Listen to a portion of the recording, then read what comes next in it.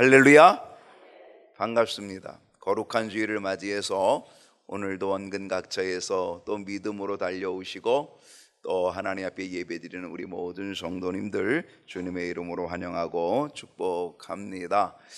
계절이 확 바뀌었습니다. 그렇게 무더웠던 여름, 언제까지 갈 건가 그랬더니만 금요일부터 조금 달라지기 시작하고 어제는 완전히 달라져서 그래서 이제는 이불을 좀 덮어야지 될 정도가 되었다라고 하는 거죠. 아침 기온이 18도, 19도까지 내려간 것을 보면은 아이고 이제 가을이 왔구나 이렇게 생각이 됩니다. 가을이 늦게 시작되었지만 자연의 법칙, 자연의 섭리는 어쩔 수 없구나 이런 생각을 해봅니다. 환절기라고 합니다. 절기가 바뀐다, 환절기라고 얘기합니다. 이 환절기가 되면은 특별히 감기, 그렇죠, 건강에 더욱 신경 써야 될 것인데 계절에는 환절기가 있지만 이런 환절기가 우리에게 영적으로는 없으면 좋겠다. 우리의 믿음은 계절의 구분 없이 언제나 뜨겁게 힘차게 달려갈 수 있는 믿음 될 수 있기를 간절히 소원합니다. 우리 옆에 있는 분하고 인사합니다. 잘 오셨습니다. 큰 은혜 받읍시다. 오늘 9월의 네 번째 주일 9월 22일 함께 나눌 말씀의 제목 여전히 같습니다. 누구를 본받아야 할까요? 몇 번째? 14번째 시간입니다. 14번째. 우리는 지금까지 많은 사람들을 본받자라고 이야기했습니다. 데살로니가 교회 성도들을 본받자라고 하면서 출발했고 시작했습니다. 그리고 데살로니가 교회 성도들이 본받았던 누구? 우리 주님. 그래요. 우리 주님을 우리도 본받자. 그렇게 말씀을 나누고 그리고서는 성경에 나오는 인물 하나하나를 조금 살펴보고 있었습니다.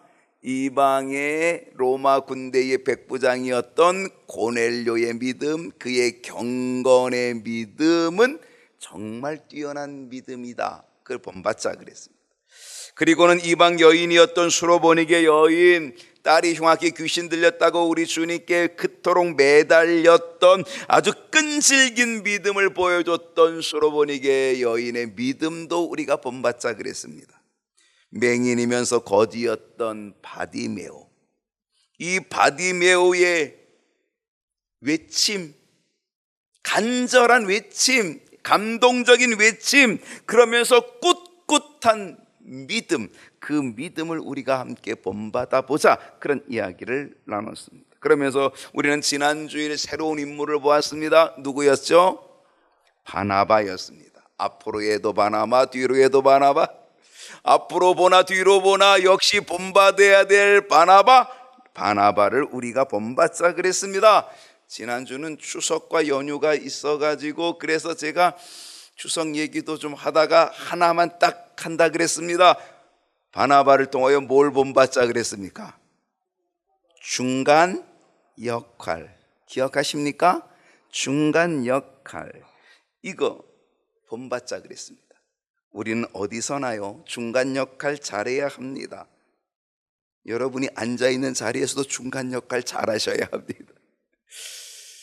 교회 올 때도 중간 역할 잘하셔야 되고요, 집에서도 중간 역할 잘하셔야 되고요, 직장에서도 중간 역할 참 잘해야 됩니다. 우리가 있는 곳은 다 사람들이 사는 곳이라 이 사람들이 모이는 곳에서의 중간 역할 하는 것, 이거는 아주 대단히 중요합니다. 여러분, 가정에서의 중간 역할 진짜 중요합니다.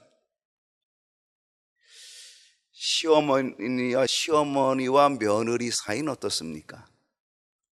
시어머니와 며느리의 사이는 참 묘한 관계입니다. 보통 얘기하죠. 아유, 우리 딸같이 지내자, 딸같이. 말은 그렇지요, 딸같이 지내지만 실제로 딸이 되기는 어렵습니다. 아무튼 시어머니와 며느리의 관계, 이 사이는 아주 묘한 관계인데요. 그런데 여러분, 시어머니와 며느리의 사이를 누가 중간 역할을 합니까? 누가 하죠? 아들이 합니다. 그런데 아들이 중간 역할을 잘못하면 어떻게 되나요? 이 아들이 어머니 쪽으로 치우치면 일명 마마보이가 되고, 이 아들이 아내 쪽으로 치우치면 자칫 잘못하면 불효자식이 되기 쉽습니다. 아주 묘한 관계에 이 중간 역할, 이 아들의 역할은 되게 대단히 복잡하다라고 하는 것입니다. 그러니까 중간 역할이 중요하기도 하지만 그 역할이 결코 쉬운 역할은 아니다라고 하는 것입니다. 옛말에 중매를 쓸 때요, 중매를 잘 서면 뭐가 석잔? 술이 석잔이라 그러고, 중매를 잘못 쓰면 뭐가? 뺨이 석대라고 했습니다. 여러분, 이 중간 역할, 이게 대단히 중요하지만 이게 대단히 어렵다는 겁니다. 어떻게 되면은 술이 석잔이 올 수도 있지만 어떻게 하다 보면 뺨이 석대를 얻어맞을 수도 있는 게 중간 역할이라고 하는 사실입니다. 여러분의 중간 역할은 술이 석잔입니까? 뺨이 석대입니까? 중간 역할 한답시고 오히려 둘 사이를 더 이간질하고 둘 사이를 더 갈라놓고 있는 그러한 것, 그래서 더욱 왼수가 되게끔 만들고 있는 것은 아닐까요? 우리 중간 역할 잘해야 되는데요, 이 중간 역할 잘하기 위해서 반드시 필요한 것 하나가 있습니다. 그것이 뭐냐면 자기 희생입니다. 여러분, 이 중간 역할 할 때 내가 희생되지 않으면 중간 역할 어렵습니다. 내가 중간 역할을 하면서 이득을 보려고 하면 안 됩니다. 술 석잔 얻어먹으려 하다가 오히려 뺨 석대 얻어맞는 꼴이 되기가 쉽습니다. 그렇기 때문에 자기 희생이 절대적으로 필요하다는 것입니다. 바나바는요, 중간 역할 하면서 이득을 본 적이 없습니다. 아니, 그는 이득을 보기 위해서 중간 역할을 한 사람이 아니었다는 겁니다. 오히려 바나바는 중간 역할을 함으로 인해서 그는 자기를 희생한 사람입니다. 오히려 바울을 세워주고 오히려 내 자신의 사역의 영역까지도 양보해주는, 사실 여러분, 내 영역을 포기한다는 게 쉬운 게 아닙니다. 내 영역을 포기하고 양보한다는 것, 이거 결코 쉬운 일이 아닙니다. 거기에는 눈이 뒤집힐 만한 일들이 일어날 수도 있습니다. 그럼에도 불구하고 이 바나바는 자기의 사역의 영역까지도 포기하고 양보하면서 바울을 자기보다 더 귀중한 자로 세워갔던 사람이 누구다? 바나바는. 그러니까 바나바는 그만큼 자기 희생의 사람으로 그 중간 역할을 잘 감당했다라고 하는 것입니다. 성경에서 이 중간 역할을 너무 잘해준 분이 있습니다. 누굴까요? 예수님이십니다. 예수님보다 중간 역할을 잘할 수 있는 분은 사실은 없습니다. 예수님은 하나님과 우리 사이의 중간 역할을 너무나 잘해주신 분입니다. 하나님과 우리 사이에 막힌 담을 헐어주신 분이 주님이십니다. 죄로 인하여 원수되었던 그 관계, 하나님과 우리가 원수되어서 단절되었던 이 관계를 우리 주님이 십자가에 죽으시고 그 십자가의 보혈로, 그 희생으로 길을 열어주시고 다리가 되어주시고 하나님과 우리의 원수된 사이를 화목하게 하시고 연결시켜 주신 중보자가 되어주신 분이 우리 주님이신 줄로 믿습니다. 바울은 이런 고백을 합니다. 디모데전서 2장 5절을 다 같이 읽어봅시다. 시작.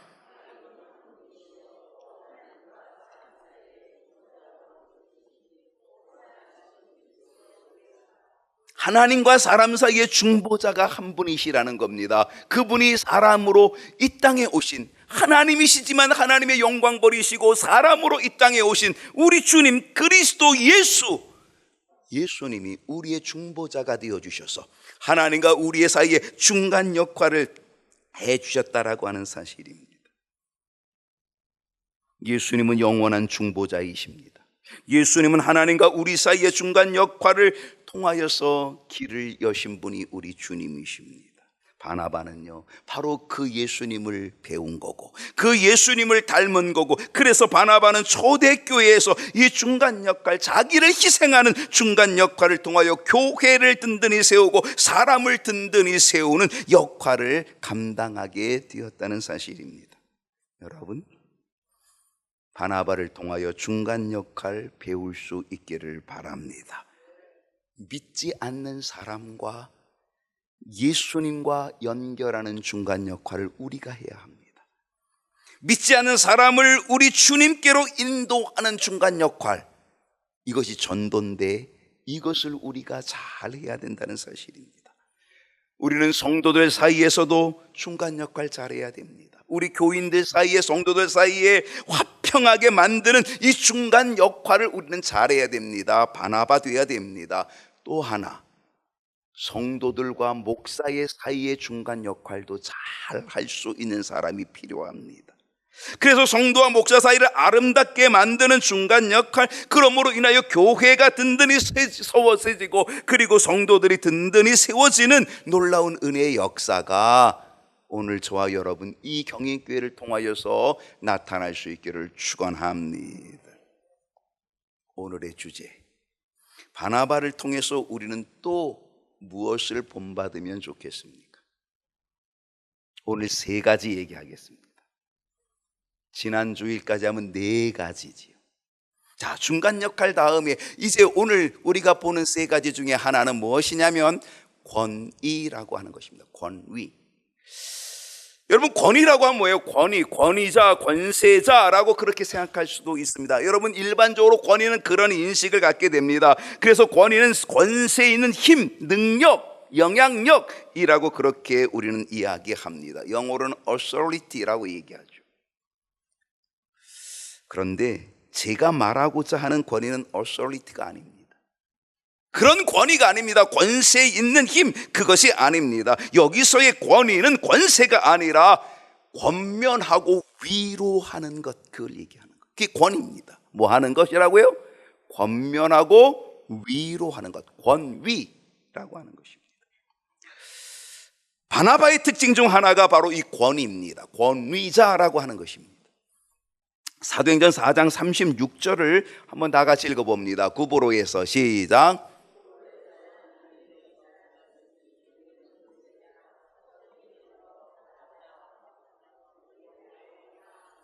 여러분, 바나바는 그의 이름이 아닙니다.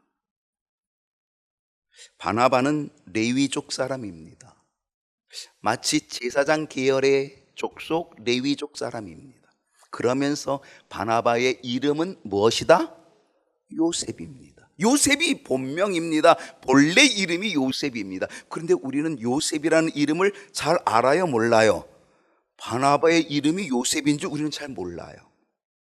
우리는 바나바가 바나바라고 알고 있지 요셉으로 알고 있지 않거든요. 근데 요셉이 진짜 이름입니다.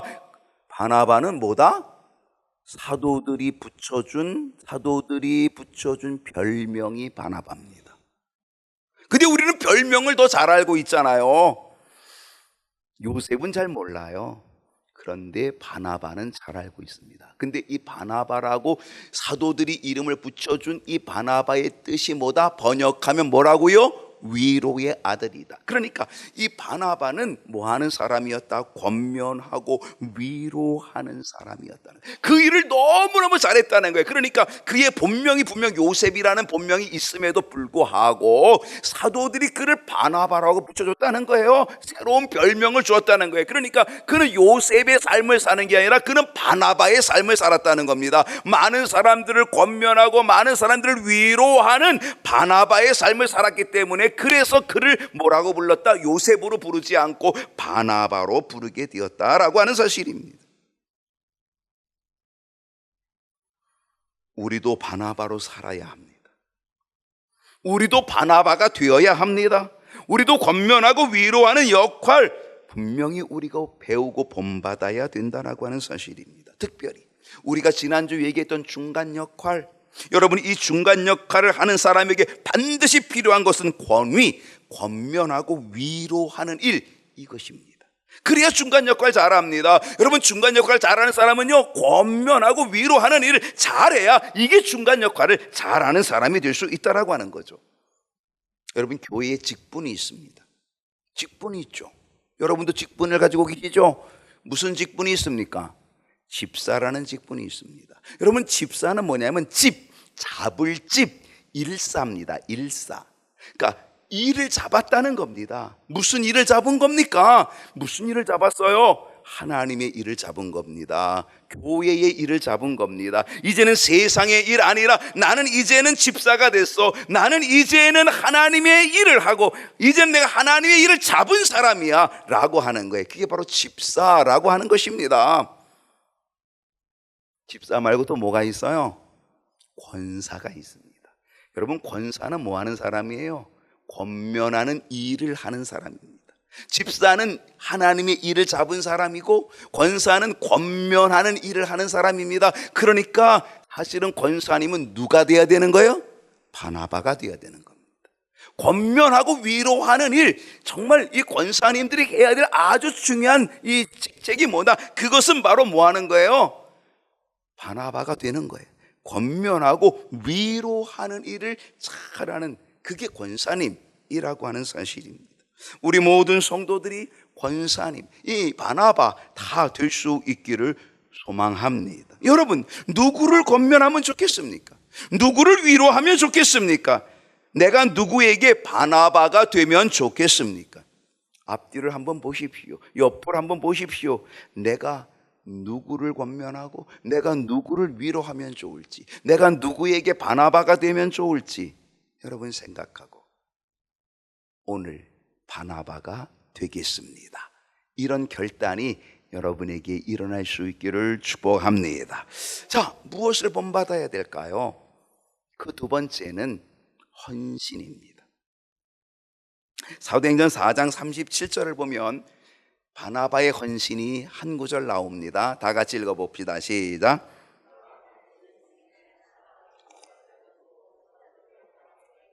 그가 밭이 있으면, 그가가 누굴까요? 바나바입니다. 바나바가 밭이 있습니다. 뭐 바나바만 밭이 있었겠어요? 많은 사람들이 밭이 있었겠어요? 그런데 바나바가 밭이 있었는데 그 밭을 어떻게 했어요? 팔았습니다. 그리고 그 판 값을 가지고 누구에게? 사도들의 발 앞에 두었다라고 그렇게 말을 합니다. 바나바는 자신의 밭을 팔아서 바친 거죠. 드린 거죠. 그것은 헌신이었습니다. 여러분, 초대교회에 많은 성도들이 있었습니다. 그 중에 자신의 밭을 팔아서 하나님께 드린 사람은 별로 눈에 띄지 않습니다. 자신의 밭을 팔아서 바친 사람 별로 눈에 뜨지 않습니다. 물론 사도행전 5장에 가면 한 사람 또 나오죠. 자, 오늘 여러분 이 사도행전 4장 37절이 사도행전 4장의 끝절입니다. 요 구절 다음에 나오는 게 5장입니다. 5장 1절에 누가 나오냐? 아나니아와 삽비라 부부가 바로 나옵니다. 참 묘합니다. 자, 4장 끝부분에 바나바가 밭을 팔아서 사도들의 발 앞에 두는 헌신을 가졌습니다. 그리고 5장 1절에 가면 아나니아와 삽비라가 똑같이 밭을 팔아가지고 그 밭의 값을 사도들의 발 앞에 두는 그러한 일이 또 벌어지게 되었다라고 하는 것입니다. 그런데 여러분, 이 아나니아와 삽비라도 바나바처럼 땅을 팔아서 사도들의 발 앞에 드는 헌신을 하긴 했지만은요, 그런데 이것은 바나바의 헌신과는 아주 구별되는 차원이 다른 헌신이었다라고 하는 사실입니다. 오히려 아나니아와 삽비라는 이 땅을 팔음으로 인하여, 그리고 그를 바치는 것으로 인하여, 그리고 땅값 얼마를 감춤으로 인하여서 어떤 일이 벌어집니까? 오히려 베드로 사도의 책망을 받게 되었고 그 결과 죽음을 맞이하는 안타까운 역사가 초대교회에 있게 되었다라고 하는 사실입니다. 여러분, 헌신도 잘해야 합니다. 바나바에게 배울 거는 헌신이지만 우리는 이 헌신을 배워야 되지만 이거 제대로 배워야 된다 이야기입니다. 헌신 잘해야 합니다. 바나바의 헌신은 어떤 헌신이냐면 사심이 없는 헌신입니다. 바나바의 헌신은요, 계산이 없었습니다. 다른 말로 얘기하면 바나바의 헌신은 순수함이었다라고 하는 사실입니다. 여러분, 헌신은 순수해야 합니다. 헌신은 은혜로 해야 합니다. 그렇습니다. 바나바는 순수했고 은혜가 있었습니다. 그리고 그 은혜로 헌신했습니다. 그렇기 때문에 그 헌신은 아주 귀한 헌신이 되었던 것입니다. 그런데 은혜가 없으면 순수함이 사라집니다. 순수함이 사라지는 헌신이 되면요, 거기에는 늘 복잡합니다. 늘 시험거리가 있게 된다는 사실입니다. 아나니아와 삽비라 부부도 땅을 팔았습니다. 그리고 그 땅을 팔아서 바치기로 그렇게 합의를 보았고 그렇게 결단을 내렸습니다. 그런데 문제가 생겼습니다. 왜? 순수함이 없는 헌신이었기 때문에 문제가 생기게 되었다는 사실입니다. 저는 이런 생각을 해봅니다. 이 아나니아와 삽비라 부부가 이 예루살렘 이 초대교회의 분명한 좋은 일꾼이었던 것은 틀림없다고 생각합니다. 여러분, 좋은 일꾼이니까 땅을 팔아서 그걸 바쳤겠지요. 좋은 일꾼임에 틀림이 없었을 겁니다. 그런데 제가 볼 때에 이 아나니아와 삽비라는 바나바와 혹시 경쟁 관계에 있었을 수도 있겠다, 이런 생각을 해봅니다. 여러분, 오늘 우리들이 교회에서 경쟁 관계가 있을 수 있습니다. 내가 저 사람한테 절대 질 수 없어 라고 하는 것, 내가 헌신하고 내가 봉사하는 이 일에 내가 저 사람에게 밀리면 안 돼 라고 하는 이런 경쟁 관계, 그래서 경쟁 관계 속에 헌신하는 경우가 종종 있을 수 있다는 사실인데요, 저는 아마 이 아나니아와 삽비라 부부가 바로 이 바나바와 그런 어떤 경쟁적인 관계에 있었던 것은 아닐까라는 그런 생각을 해보게 됩니다. 여러분, 경쟁으로 헌신하면 그건 아름답지 못합니다. 경쟁으로 헌신하면 그거는 결코 좋은 열매가 맺을 수 없다라고 하는 사실입니다. 왜? 거기에는 순수함이 사라집니다. 왜 헌신한 거예요? 경쟁 때문에 헌신한 거예요. 왜 헌신하는 거예요? 저 사람보다 더 많이 인정받고 싶은 욕심 때문에 헌신하는 거거든요. 거기에는 순수함이 없다라고 하는 사실입니다. 그러므로 오늘 우리는 헌신으로 경쟁하지 말아야 한다. 헌신을 경쟁해서는 안 된다라고 하는 겁니다. 여러분, 헌신은 어떻게 해야 됩니까? 은혜로 해야 됩니다. 헌신은 감사로 해야 될 줄로 믿습니다. 누가 하니까 나도 해야지 라고 하는 것 아닙니다. 나는 질 수 없어, 내가 이겨야 돼 라고 하는 그런 것으로 헌신하면 안 된다라고 하는 것입니다. 사도 바울은요, 이런 교훈을 우리에게 주고 있습니다. 고린도후서 9장 7절을 한번 보겠습니다. 다 같이 읽어볼까요? 시작.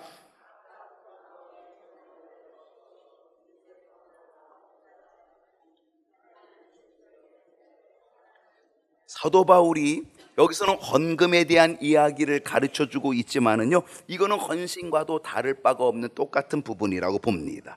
사도 바울은 하나님께서 어떤 모습으로 헌금하면, 어떤 모습으로 헌신하면 하나님이 기뻐하실지를 가르쳐 줍니다. 인색함으로 하지 마라, 억지로 하지 마라. 하나님은 즐겨내는 자를 사랑하신다. 그러니까 기쁨으로, 은혜로, 감사로 헌신해야 하나님이 그것을 기쁘게 받으신다라고 하는 사실입니다. 그렇습니다. 오늘 우리들의 헌신이 그래야 합니다. 아나니아와 삽비라의 헌신도 있긴 했지만 순수함이 없었기 때문에 오히려 그 헌신으로 인하여 그들은 안타까운 죽음을 맞이하고 말았습니다. 우리는 헌신에 순수함이 있어야 합니다. 그것이 바나바의 헌신이 되게 될 줄로 믿습니다. 자, 사도행전 4장 37절 다시 봅니다. 다시 한번 봅니다. 그가 밭이 있음에 팔아서 그 값을 가지고 사도들의 발 앞에 두니라. 저는 이 말씀을 읽으면서 이런 깨달음이 저한테 왔습니다. 바나바는 헌신하면서도 자기를 드러내지 않았다라는 사실입니다.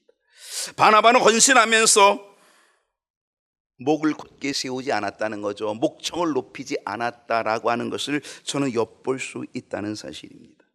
여러분, 땅값을 팔았다? 그 땅값은 대단히 큰 값일 것입니다. 그렇죠, 큰 값을. 그러니까 아마 큰 값을 헌신했다라고 할 때는 사람들이 목이 곧을 수 있습니다. 목소리가 커질 수 있습니다. 여러분, 제세하거나 주장할 수도 있습니다. 그런데 바나바는요, 그렇게 많은 것을 헌금하며 헌신하며 바침에도 불구하고 그는 주장하는 자세가 아니었다는 것입니다. 이것을 어떻게 쓰라고 그렇게 말하지도 않았습니다. 자기 의견을 피력하지도 않았습니다. 그는 그저 사도들의 발 앞에 내려놓은 것밖에 없었다는 것입니다. 때로 헌신을 많이 하는 사람, 때로 봉사를 많이 하는 사람이 목소리가 클 때가 있습니다. 때로 헌금을 많이 하는 사람들이 목소리가 클 때가 있고, 그리고 뭔가를 제세하고 뭔가를 주장하려고 할 때가 있을 수 있습니다. 그런데 그것은 아름다운 모습이 아닙니다. 이것은 바나바의 모습이 아니라고 하는 사실입니다. 바나바는 그저 사도들의 발 앞에 두는 것으로 끝냈습니다. 이것이 아름다운 헌신의 모습입니다. 바나바의 헌신, 우리 모두 다 본받을 수 있기를 축복합니다. 무엇을 본받아야 할까요? 세 번째 이야기는 일꾼이라고 하는 것입니다. 초대교회에 큰 핍박이 왔습니다. 우리가 사도행전을 보게 되면은 스데반 집사가 순교하죠. 7 집사 가운데 한 사람인 스데반 집사가 순교합니다. 이때에 사울이 가담하기도 했죠. 이 스데반 집사의 순교로 인하여서 예루살렘 그 교회는 엄청난 핍박을 받습니다. 엄청난 박해가 이루어지게 됩니다. 그래서 그 핍박이, 그 박해로 인하여서 예루살렘 교회에 있었던 성도들이 흩어집니다. 곳곳에 흩어집니다. 그 핍박은 고통이죠. 그 핍박은 아픔이지만, 근데 하나님은 그 고통의 아픔, 그 핍박의 그 고통 속에서 오히려 그 성도들을 흩어가지고 어떻게 할까요? 그 흩은 성도들을 통하여 있는 처소에서, 간 곳에서 전도하게 하셔서, 그래서 복음이 더 확장되어지도록 하나님은 놀라운 하나님의 뜻을, 하나님의 역사를 핍박 중에도 보여주셨다는 사실입니다. 예루살렘 교회에 엄청난 핍박이 옵니다. 스데반 집사의 순교로 인하여 엄청난 핍박이 오게 될 때에 그 핍박으로 인하여 예루살렘 교회 성도들이 막 여러 곳으로 흩어지게 되었는데, 자, 오늘 본문입니다. 사도행전 11장 19절을 보게 되면 그때에 스데반의 일로 일어난 환난으로 말미암아 흩어진 자들이, 그 핍박으로 인하여 흩어진 자들이 어디로 갔어요? 베니게와 구브로와 어디까지? 안디옥까지. 그러니까 안디옥이 아주 먼 곳이라는 걸 볼 수 있죠. 베니게와 구브로와 안디옥까지 이르러 유대인들에게만 말씀을 전하게 되었다라고 하는 것입니다. 자, 20절을 봅니다. 자, 20절을 보면 그 중에 구브로와 구레네 몇 사람이 안디옥에 이르게 되었는데, 자, 안디옥까지 이제 그들이 피신하면서 거기서 복음을 전하게 되었어요. 근데 거기에서 누구에게? 헬라인에게도 말하여 주 예수를 전파하니. 그래서 안디옥에 가서 안디옥에서 복음 전도가 이루어지게 되었습니다. 근데 어떤 일이 벌어지게 됐냐면 21절입니다. 다 같이 읽어봅시다. 시작.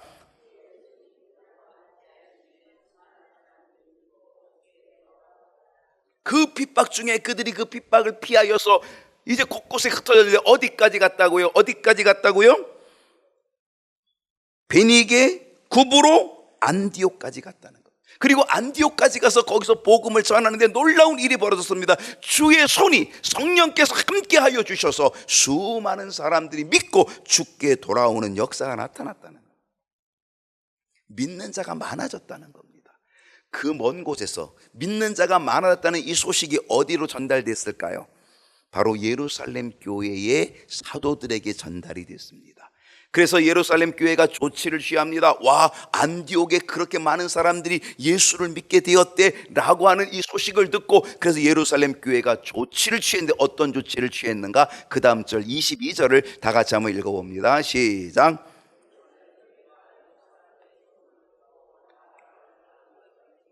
예루살렘 교회가 소식을 들었습니다. 안디옥에 지금 예수 믿는 자들이 많아졌다는 겁니다. 핍박을 피하여 흩어졌던 그들이 안디옥까지 갔고, 안디옥에서 복음을 전하는데 성령께서 역사하셔서 그래서 많은 사람들이 죽게 돌아오는 역사가 일어나게 되었다는 거예요. 이 소식을 예루살렘 교회가 듣고 어떻게 했어요? 사도들이 어떻게 했습니까? 바나바를 안디옥까지 보냈다. 여러분, 예루살렘 교회가 바나바를 안디옥으로 파송하는 일이 벌어졌습니다. 그것을 보면은 바나바는 예루살렘 교회의 어떤 사람이었다? 일꾼이었다. 여러분, 이 중요한 일에 아무나 파송하겠습니까? 아닙니다. 일꾼을 파송합니다. 그 일꾼도 보통 일꾼이 아니죠. 대단한 일꾼 파송합니다. 안디옥까지. 누가 갑니까? 바나바. 바나바가 이 안디옥까지 가게 되었다라고 하는 사실입니다. 여러분, 이 바나바는 교회가 인정해주는 일꾼이었습니다. 여러분, 일꾼은 내가 일꾼이야 이래서 일꾼이 아닙니다. 교회가 인정해 줄 때 일꾼이 됩니다. 바나바는 교회가 인정해 주는 일꾼이었습니다. 그리고 그 일꾼의 특징은 순종이었다는 겁니다. 바나바는 정말 일꾼이었습니다. 어떤 일꾼? 순종하는 일꾼이었다는 사실입니다.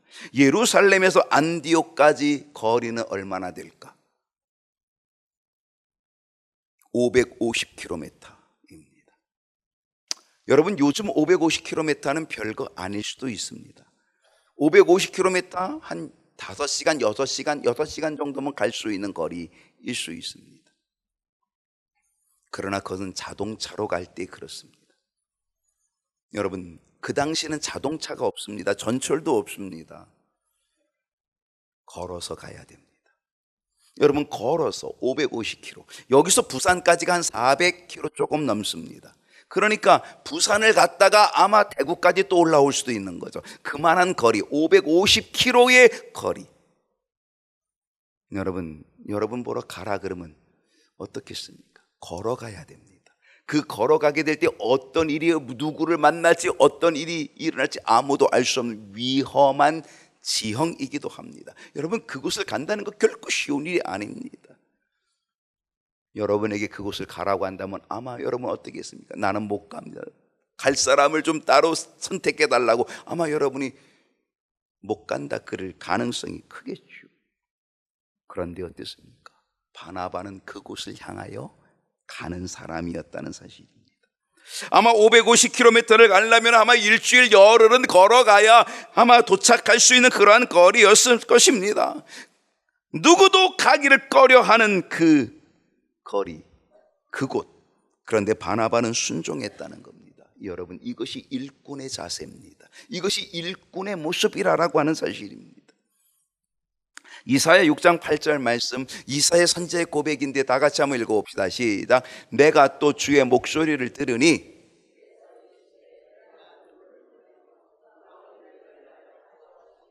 그때에 내가 이르되 내가 여기 있나이다. 나를 보내소서.